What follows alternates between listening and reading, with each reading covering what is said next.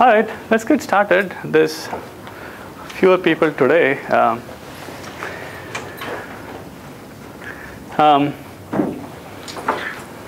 Okay, so how are things? Good. Good. Okay.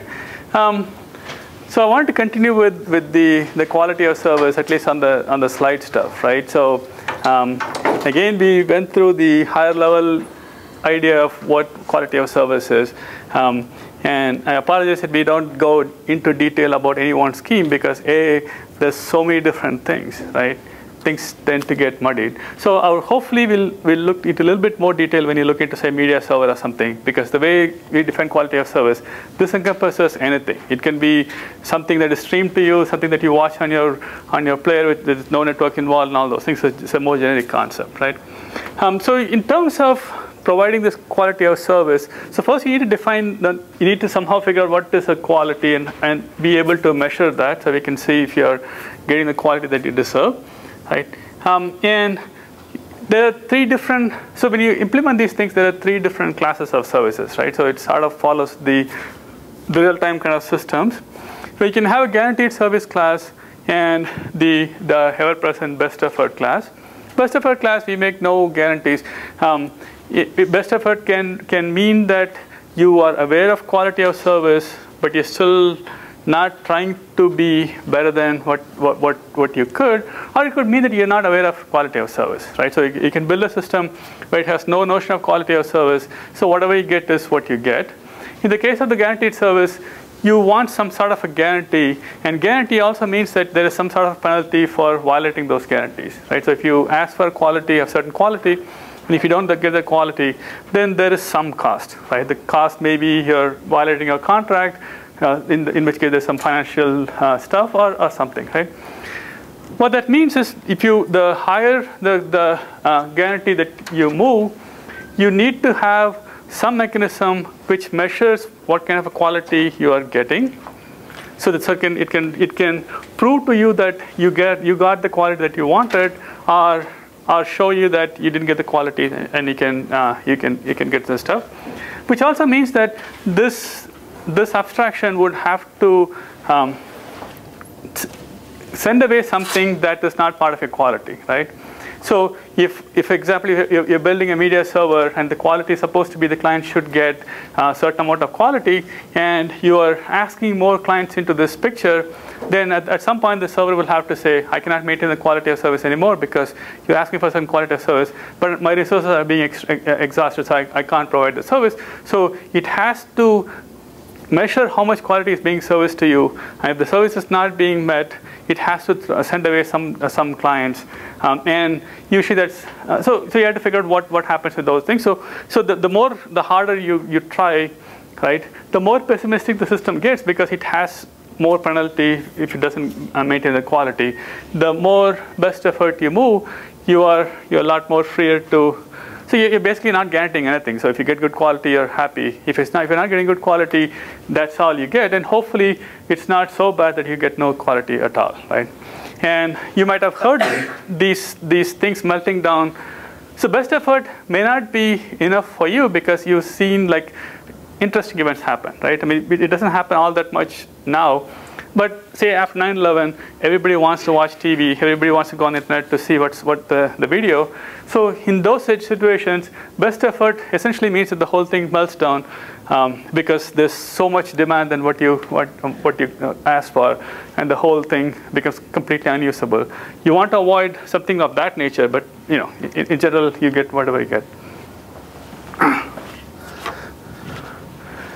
So again, going back to the notion of the guaranteed quality of service. So we have to figure out what the guarantee is. So it may be a 100% guarantee of what you promised, or it may be a more squishier goal, right? So it may be something like you'll get this particular quality all the time, or you get this set of quality 95% of the time or something, and figure out what you want to live with. And for maintaining this stuff, you have to have a notion of a worst case behavior, right? How worse the system can get, because you want to make sure that even in the worst case, you should still be able to provide the resources you want. And usually you end up over-reserving stuff. You end up reserving more than resources than you wanted, and you may also reject some requests that may not match exactly your quality of service, but maybe slightly lower. So if you wanted 95%, if I'm able to give you 94%, then I still have to reject you because it's violating the stringent quality of service, and we go from there, right? And all these things are very important because all these things involve money, right? All these things are sort of where, if you're building a media empire or what have you, this is sort of where you get your money, right? So people take them seriously, both the customers and the server manufacturers, because there's implicit assumption on how much quality there is and how much you're getting. So all these are quantified right now. So we can figure out. So there's real cost to it, right? So take for example, can you think of a service that you use for watching video online, other than YouTube, right? Because YouTube. So what's the guarantee that you are promised with YouTube? What do you think YouTube promises you? They don't really promise anything. So is that okay? Yeah. I'm not using it for business. So they don't promise you anything, right? So does that mean that they don't promise anybody anything? Does that make sense, right? They don't promise you as the viewer anything, right? But do you think that they actually promise somebody something? So if you notice, now they have like paid channels, right? So if you look at a lot of the like music videos and stuff, there are paid channels, and those are actually provided by the content providers themselves, as a way to disseminate the contents, right? Do you think that? So I don't know this fact, right? Do you believe that YouTube would have some sort of a contract with them, and what would the motivation be for those guys to sign on to the stuff, right? You have to believe that they have some sort of a contract. It's a kind of complex world from our perspective, right? It's not that YouTube does not care about you. YouTube cares about you because if you're not happy, you're not going to go back to YouTube. If you don't go back to YouTube, you're not going to watch the advertisement, right? The service that they provide to you, the media, is not where they make their money or whatever. So they want you to be happy in some sort of nebulous sense, because if you're not happy, you're not going to go to the site. You're not going to go to the site. They're not going to get the money, right? So they do have to maintain some sort of a quality of service. It may be not explicit in any sort of legal agreements with you, but it's an implicit agreement, because if you find the service completely useless, then nobody's going to go and things are not going to happen, right? And similarly with the provider too, right? So if you are providing your music video, and if you're a music label and you're putting this up, you want sort of better quality for your video as compared to sort of my lecture video or something, because I'm not paying anything for them. So so YouTube would have to have some sort of agreement to say, we'll let you host your videos here, and in return we'll give you better service, and you have to give us some money or something. So there's implicit quality of service involved in all these services. And then some of you may have used the Hulu service, right? Which is where most of the TV studios are putting the content. And again, they have the same sort of model, right? You may not pay for the contents, except you get to watch those advertisements without being able to fast forward them. But they want to keep you there. I mean, nobody wants to watch advertisement if the video itself is poor. So you have to do a balance, right?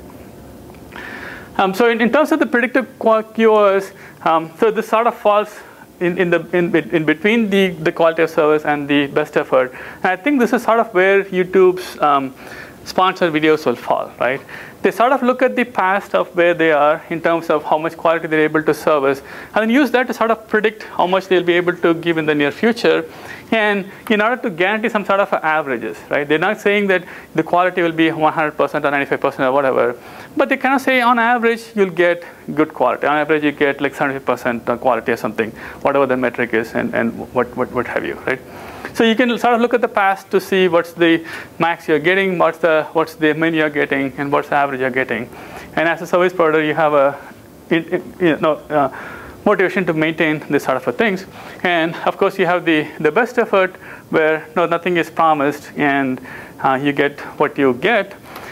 And again, this may be okay for in some sense, but it's not okay in the long run because, again, when you involve money and stuff, people demand some sort of a service. How many of you use the Netflix service? Do you have the set-top box or the? I use it on Xbox One. Okay, so you pay like some amount of money to Netflix to stream those videos to you, right? And again, when you're doing that stuff, you have you guys looked at what kind of contract you get in terms of what's guaranteed to you? I suspect you haven't, but so there is some sort of agreement that you signed, right? When you sign up for the service, you sign some agreement saying that you are expecting certain quality of service, and hopefully, if it's not met, you leave and think they have to worry about it, right? So, and again, when we like what we talked about in the last lecture, the quality of service. The reason why it's very hard to pinpoint these things is because it's an end-to-end parameter, right? So we can go into specifics of how you would do on the network side, or the disk side, or CPU side, and all those things. But the world is much more complex, especially when you have the CDNs and all those things. It's the video you're asking for may be in multiple different sites being sent to you from multiple different servers, and there are more complications which we'll see in a few lectures.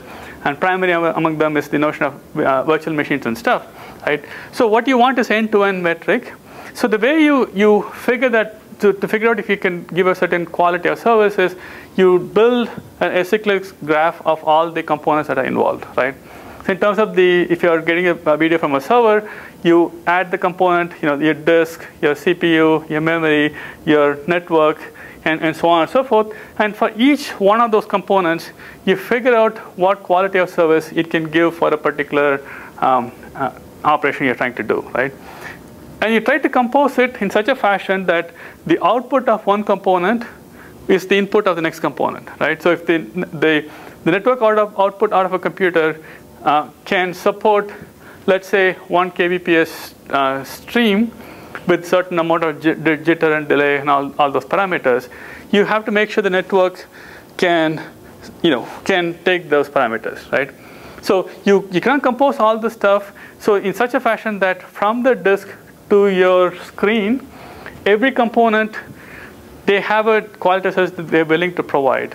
And as long as what they're willing to provide matches what you really want, right? And as long as you can build the chain, you can compose these services to make sure that you're getting what you wanted, right?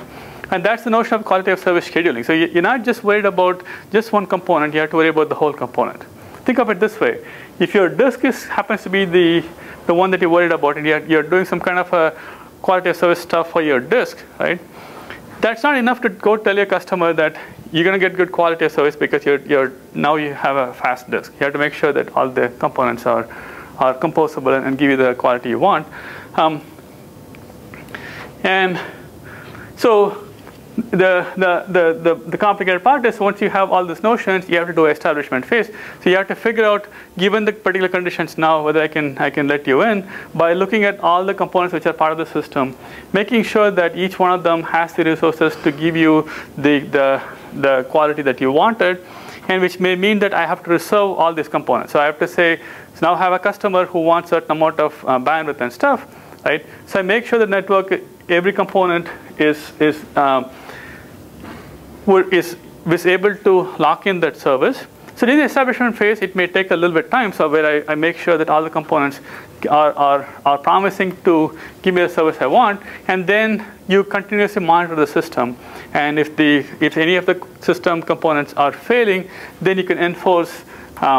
You can enforce whatever mechanisms you have to do, right? So if you promise to give me a certain amount of network and you're not giving, so I can invoke the penalty or I can find alternatives. So it's an ongoing system. So it's not just establishment. It has to continuously run to make this kind of systems work.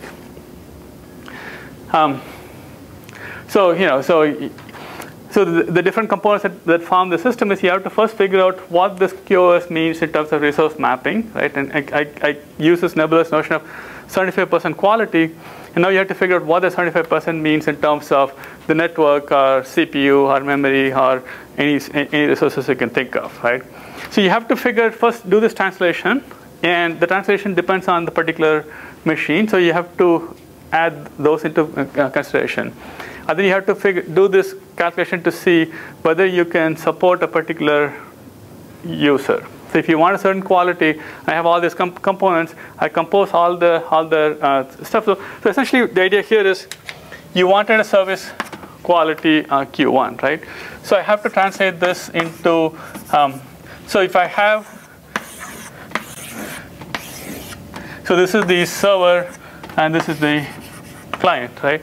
So what you're trying to do is, I want to make sure that when I compose this, compose all these services, I can still achieve the quality Q across all these components, right? So which means that I need to transform what this means for each particular resource, right? So it may mean that Q1 really means that I need to be able to support R1 for this particular resource, R2 for this particular resource, R3, and R4, where each R is a different metric, right? So this may be the disk spindle speed that I need to maintain to service you. This may be the network speed I need to maintain to make you happy. This may be the CPU, the speed I need to make you happy. Then if I can compose this stuff, then I can make sure that, then I can analyze to see would all of these systems, when they compose like this, give you the quality that you want, right? It's not simple as just adding this stuff up, because if you're talking about delay, right, between when you started, when you ended, you have to add all the delays, or you have to see if each one of them can support this stuff. So once you do this stuff, you can admit the user, and before you admit, you reserve this much in each of the components, so that you can continue to provide the service in the long run, right? Make sense? It's still too high level, right? And I'm gonna skip through the stuff, because essentially you have to do admission tests which make sure that you're able to service all this stuff. We've sort of done this in real life for normal things we tend to do, right? So if you want to work on a project, you want to do something else, you try to see whether all the resources you have would be able to do this stuff, and if you can't, you work around it. So you do the admission test, and essentially you do the reservation is one of the mechanisms you have to do, because if you don't reserve, then what was true for you at this moment may not be true in the future, right? So the reason may be that there may be another user who's using the same resource, right? If you don't reserve, so if you said for this one I need R2, and for this one I need, say, R2 prime, if I don't reserve this stuff, it may so happen that if I do the analysis from this way, I can do R2. If I do it this way, I can do R2 prime. But essentially, the system is not capable of doing both R2 and R2 prime, right? It doesn't have enough resources for both of them. It can only do one of them, right? So if I do a reservation, then I say basically from here to here, I'm going to make the reservation. So one of them will fail because it doesn't have enough resources to manage the other one, right? And again, the key here is pessimistic reservation. It's good from a theoretical perspective, because that makes sure that nobody else would be able to use that stuff. But optimistic is what you want, right? So think of this as, if you're looking at this as a network flow, right? And suppose this user wants a network where the maximum is 1 BPS, right? And average is 500, right? And of course, you can say burst and all those things, right? And if there's another user who also wants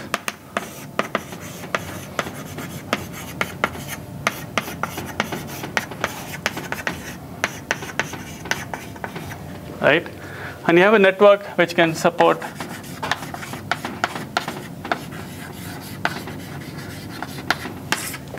right?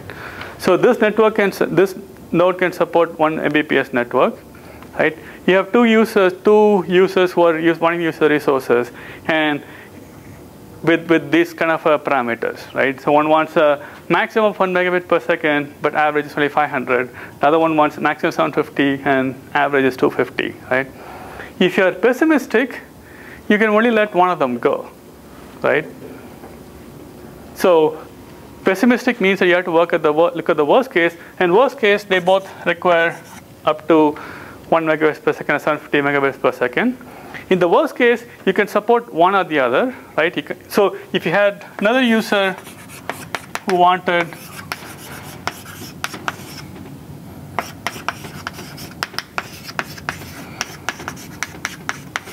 So if you had a third user who wanted a maximum of 2 Mbps and an average of 250, right? If you're doing the worst case pessimistic scenario, this one cannot be serviced because there's no possible way you're going to get 2 Mbps to the system, right?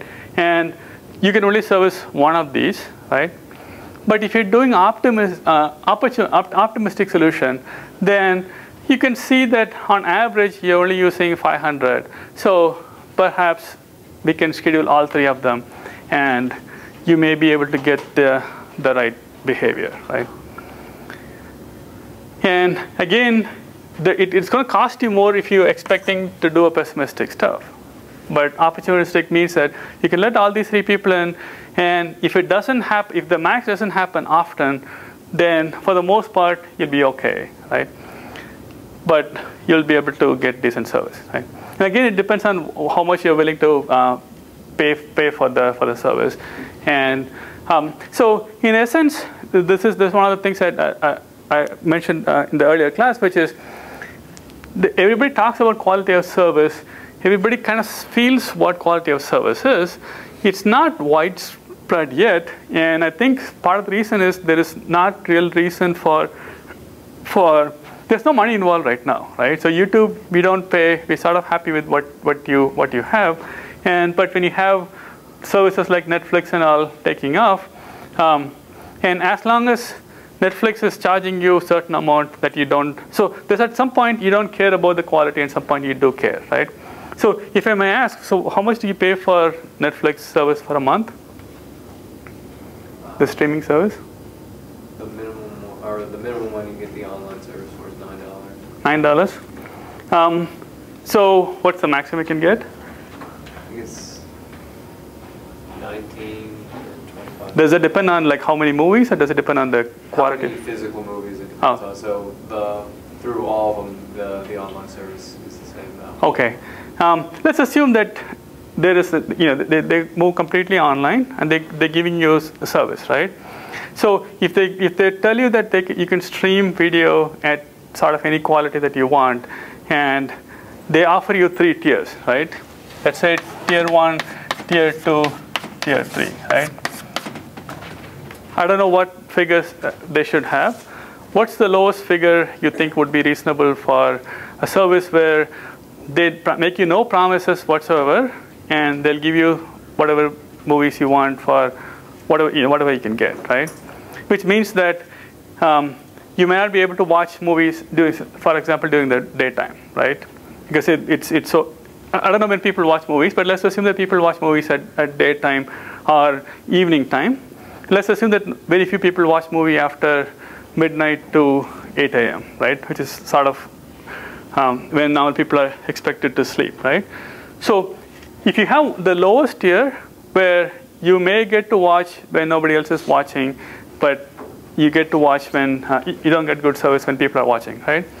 Let's just say this is $5 and this is $15 and this is $45, right?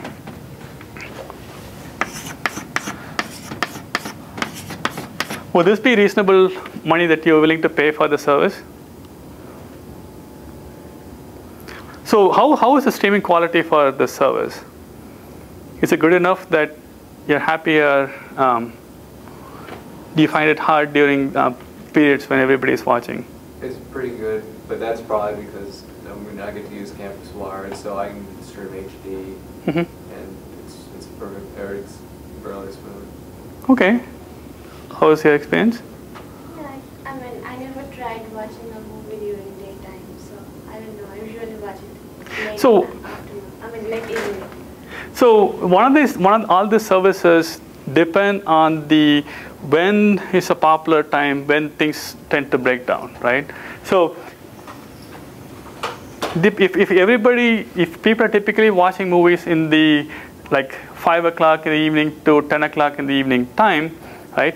Then it's kind of harder to provide good quality at that time because there's a lot of people watching this stuff. So even though the campus network is fast for you, the Netflix servers might be pretty hard, right?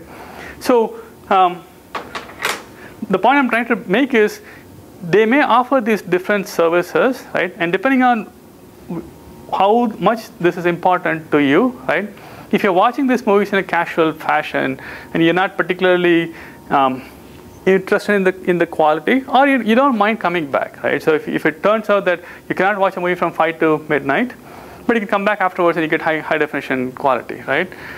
And as students, you guys may be willing to tolerate more of that because your lives are a little bit more flexible, right?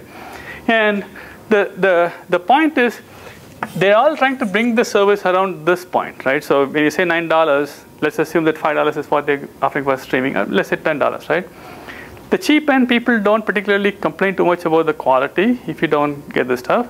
But what they would really like to move is somewhere in this range, move it higher, right? Because that's where they can make money, right? I don't know how much money Netflix is making, but the higher they move you, the better quality, better their money is likely to be. And so even though we don't exactly know how to make this all work, where first I have to get you to pay, like say $45 a month for this service, right? But then I have to ensure mechanisms where I can translate this across all the things we talked about. So Netflix owns Netflix, Notre Dame owns the network, and somebody owns the network in the middle. So how do they make all this happen? So if they're going to charge you $45, you're going to demand that the quality be good in a lot more serious fashion, because that's a big money. If you don't think the $45 is too much, let's assume $145. So some big number, right? So you want to make sure that happens. So people have been talking about this for a long time, but I think it becomes more and more important as we move to a point where we can actually use these services, right? And things take off. So that brings up to the next issue of media server.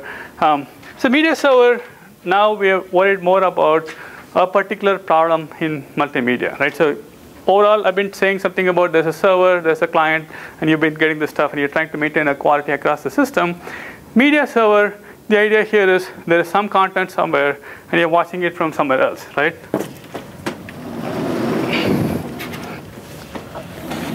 So you have some server, some sort of a network, and some sort of a client, right? Again, we have the ubiquitous notion of how to provide quality of service and stuff, right? And the goal here is how do we build this server? So at this point, we're not worried about the network. We're only worried about how to build these servers such that they can give you good quality on the other side, right? Good quality, let's start by defining good quality is being able to service the customers at some sort of a multimedia notion, so being able to send the frames at a certain amount of time, right? Can you think of examples of media servers that you've used in your life? So I said media server, right? So what could this media server, what could this hardware be? What is the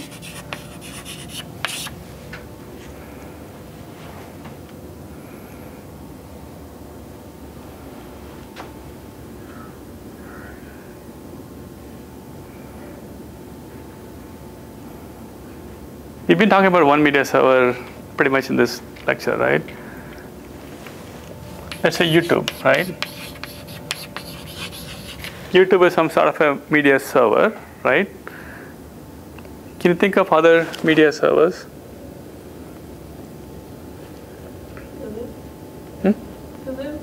Hulu, yeah. So let's assume that these are all the same kind of service, right? In terms of you have a browser, you have something that you're getting from another concept, right? So I'm saying there's a lot of things like that, right? There's Google Video, there's Vimeo, there's a whole slew of these things, right? And we'll see what makes them interesting and all those things, right? And Has any of you used P2P services like Juiced, PP Live, TV, and a whole bunch of these services? So I can show Juiced on iPhone, right? So these are P2P service. These are P2P services. So and PP Live, TVNs, and all are extremely popular in China, mainland China. They use that to broadcast the TV. So essentially, these things tend to be that you have one central server that you talk to get your contents, and these things tend to be peer-to-peer. Even though the distinction is sort of blurred, right? So in terms of YouTube, it's not like you're going to one machine to get your contents. You have multiple content distribution networks throughout the space. So YouTube, if it finds there's a lot of people in Notre Dame are asking for videos, they can put a video server inside the Notre Dame campus. So when you ask for a popular video, they have to put that video onto the local server. So next time you ask, you get the content from locally, right? So these tend to be servers where servers are defined as a good resource machines, right? But that doesn't mean that there's one single server. There tends to be lots and lots of servers throughout the planet, but they all tend to be controlled by YouTube or Akamai or whoever who does the stuff. These class of machines are peer-to-peer. So essentially what that means is if you're watching your movie on Juiced, then all your friends, so I not only consume the video, I also get to send it off to my friends, right? So whoever is watching it would get that content. Let me quickly. So if I begin to watch this particular movie,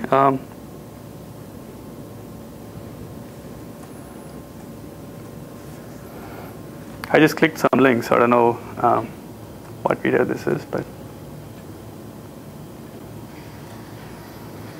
you can pass it on or something. But essentially, the idea here is there is a Juice server. So now I'm streaming video, right? So I'm getting the video. So the video does not have to come from a server. It comes from other peers, where I'm not sure if they actually use the iPhone as a peer, but essentially the idea here is, so if it has enough resources, and if he wants to watch Juice on his laptop, I can get the content from him. So it doesn't have to come only from Juice servers. It can come from each other. So you build this kind of system, right? Except in the case of PP Live, so there's a lot of studies like for example, on a national scale. I think on the PP Live within China, I think they have about 2 to 4 million active users at any one time, right? That's a pretty large number. And there are a lot of reasons why they can't service all the users just by having peer-to-peer approaches. So they end up using some servers to complement what they serve, right? So this class of machines, real servers, this class of machines, when they say server, my iPhone is a server, right? It's not exactly a server. Can you think of another application that is even, say, weaker than these kind of services?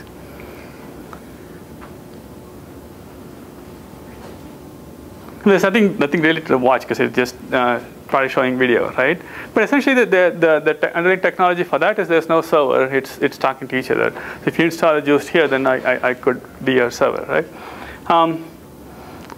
Other things that you have used or you can imagine. You probably use, how many of you use DVR?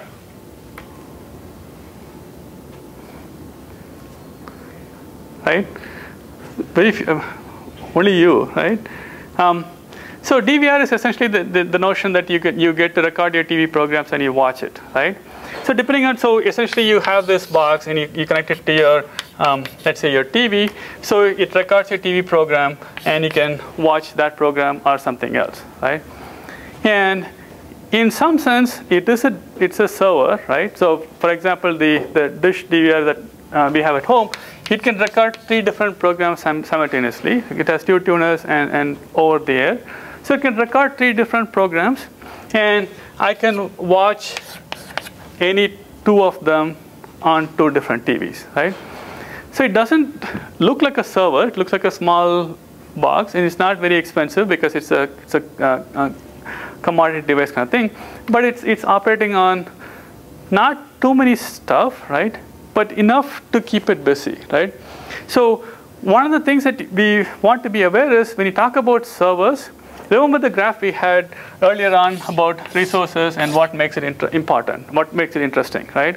Remember the graph I think we had in the first lecture where I think this is the time and this is the complexity, right?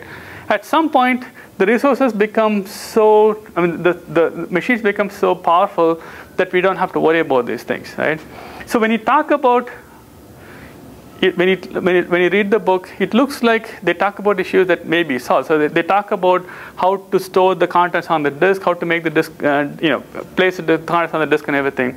But modern machines, you can argue, have plenty of memory and all those things, so you actually don't have to go to the disk, so you don't have to worry about it, right? But the key is it depends on what you're talking about, right? The technology has gone fast enough that some of these cases we don't really have to worry about it. The server is fast enough that you can service whatever you want. But when you're talking about the low-end devices, we still have to worry because we're still sort of in these regions, not in the plentiful region, so we have to worry about it. So when they talk about media server, don't assume it's sort of like a big server-ish kind of machine that you've probably seen somewhere. It could be your iPhone, right? So I could hopefully, if they let me do it in software, stream contents from here to others, so I still have to worry about those things, right? So in terms of, so when you build these servers, they're no different than your traditional servers, except now you have to worry about timing, right? So that you can build two kinds of service. You can build this. I can have a push service where you send me the content, or you can think of it as a TV channel kind of thing. So there's constant TV, constant something coming across, and you join the system, and the things come to you. Okay. So the other kind of systems that you may or may not have used in your house, a peer-to-peer sort of this kind of a system, is your set-top box for IPTV, right? So if you move to IPTV and all those services, right? So if you have a DVR, right, you'll notice that if your DVR, let's say, has 200 gig memory, right, they will only give you, like, let's say, 180 gigabytes to store your programs, right? They usually take off something, right, for their own use, right? They use that own use stuff for two things. One is they pre-populate that with interesting movies and stuff. Right? So if you want to pay for a movie, it's already on your player, so it starts playing because they know that what is important that they are sent to you. Right? The other thing they do is, even if it's not important to you, your set-top box becomes a server for your local neighborhood. Right?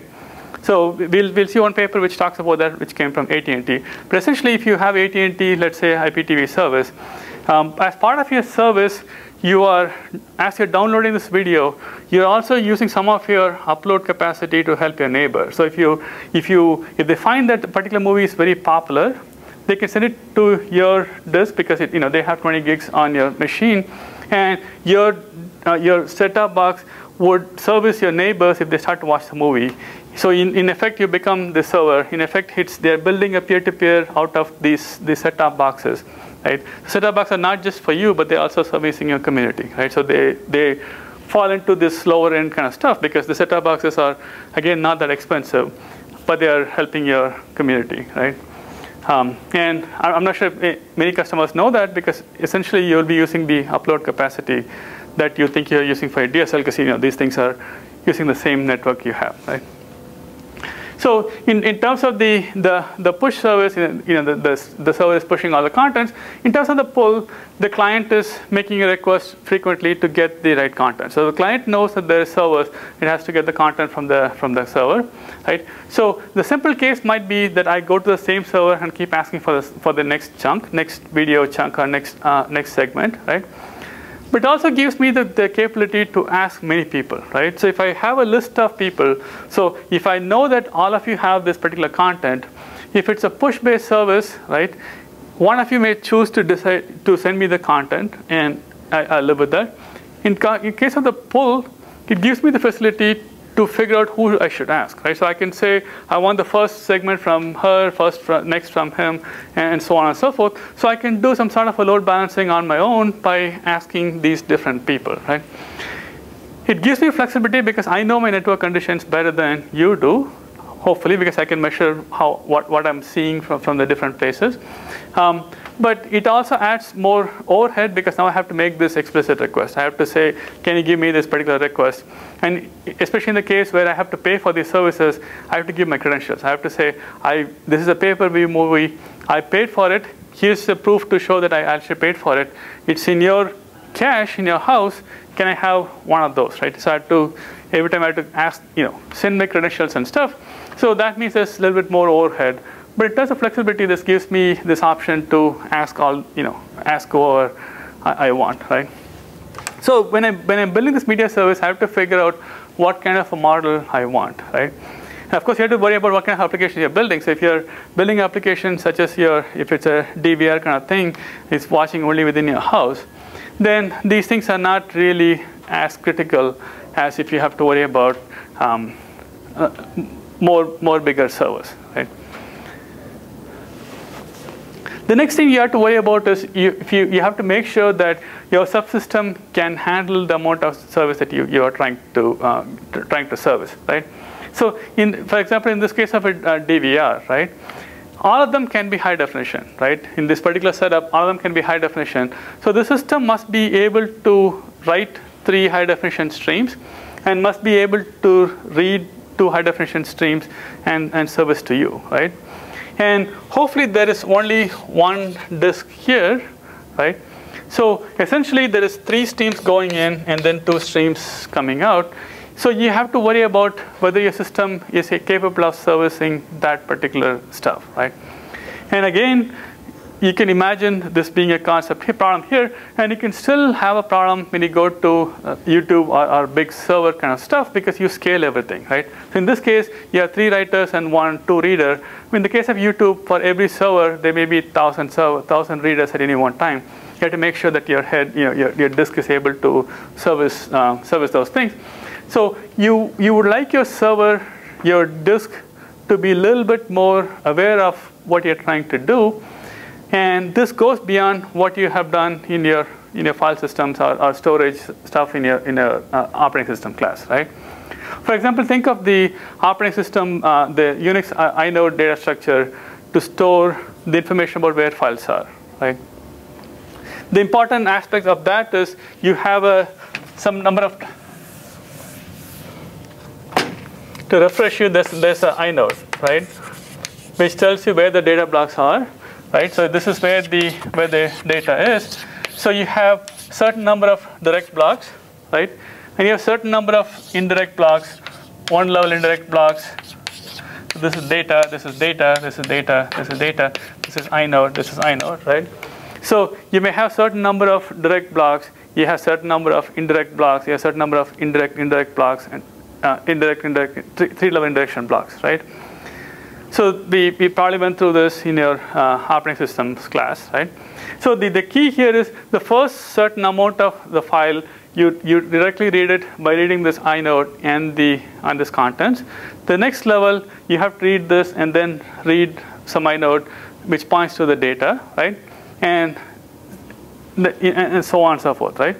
So so when we looked into this, you argue that this structure is useful if you're doing a sequential access from beginning to end, because essentially, since you're doing a reading from the beginning, right, you can amortize the cost of all this stuff because you know what's going to come up. So you can predict that since I'm going to exhaust the direct blocks, I'm going to go to the indirect block. I might as well read these stuff so I can read them and cache them, right? But we didn't go worry about too much about how these things should work. So now, essentially going back to the stuff, if you decide to use a Unix file system, the question is, if you decide to use a Unix file system and you want to allow the users to do random access to any point in the video, and from there they should be able to do sequential access, because that's what you do with the video, right? So then how do you proceed with this system, right? How efficient is these systems, right? And that sort of things that you have to worry about these things, right? So when we looked at this stuff, we only looked at the performance aspects of it in terms of how many disk blocks you have to read. But when you're talking about it from a media perspective, if your application is sort of what you expect from the midterm, where you're expected to jump around all over the frame, you have to figure out how the video is stored and all those things. But plus, you also have to worry about how these things are set up, right? And since you're expecting the users to randomly go at some point and then start to play this thing, the more disk blocks they have to read, the slower the performance is, right? And so you also expect that once they start somewhere, they're going to keep playing. That means they're going to keep asking all these blocks, right? If they're going to ask these blocks, then you have to worry about how the disks and how the seeks and those things will pan out. So all the things that you worry about here is no different than what we did in the operating system, except now you have to see if you can maintain a certain level of sequential access in these kind of systems, right? So one example of where it's okay if you do what you're supposed to do, and it's not okay if you don't do what you're supposed to do, is a DVD player, right? DVD player, when you play DVD, right, you set up this whole disk to have sequential access. So if you watch the movie from beginning to end, the disk is, you notice the disk is moving smoothly. So if you ever hear the disk cranking, right, it's actually doing what it's supposed to do. It keeps playing all the stuff, right? But try in the middle of the DVD, go to another chapter or something, right? Or try to like seek around all over the place. Then you see the disk making all kind of noises because it's optimized for sequential access from beginning to end. If you try to jump all over the place, your disk, you can see that disk cranking, things slow down, and it's not designed for random access, right? So again, you have to say DVD is very well optimized for playing in sequence. It's not optimized for playing randomly. It could do it if it wants, but you see the whole thing stop while it's trying to seek to figure out where it has to go. And again, that's the problem you're trying to address here, right? And so again, the problem here. So you should be able to at least store 3 of these videos and read 2 of this stuff. But if you're not careful, you end up with too many seeks because you have to do all of them in real time. If you can't keep up, then some things will fail, right? So how can you avoid some kind of a failure in these kind of systems? What is one technique you can use to make sure that if your disk cannot keep up,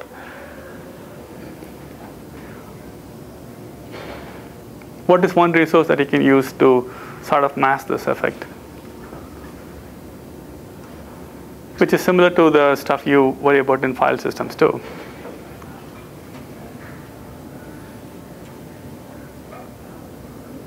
Cache. Yeah, cache, buffer, right? If you have some kind of memory, the more memory you have, then you don't worry about this, right? And you see that with the YouTube too. I mean, I can't keep up with the network with the way you're asking, but since I have enough buffer, since I have enough cache, I can deal with the stuff. So in this case, if I can't write all of them right away, right? If I have enough memory here, then I can push them into the memory and then write them whenever I want, right? So buffering helps these systems. And again, it depends on where you are in the scheme, right? Buffering is a lot easier on a server scenario. It's a lot harder on an iPhone scenario because it doesn't have enough.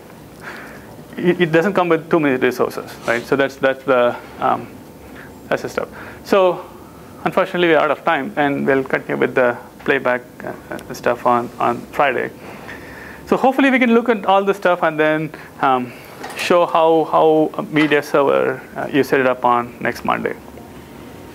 And Apple is supposed to send me one of their server DVD. I asked them like a couple of weeks back, so I'm hoping that we'll have it by Monday so we can actually see how things work under the virtual machines for a server, right? I'll see you on Friday.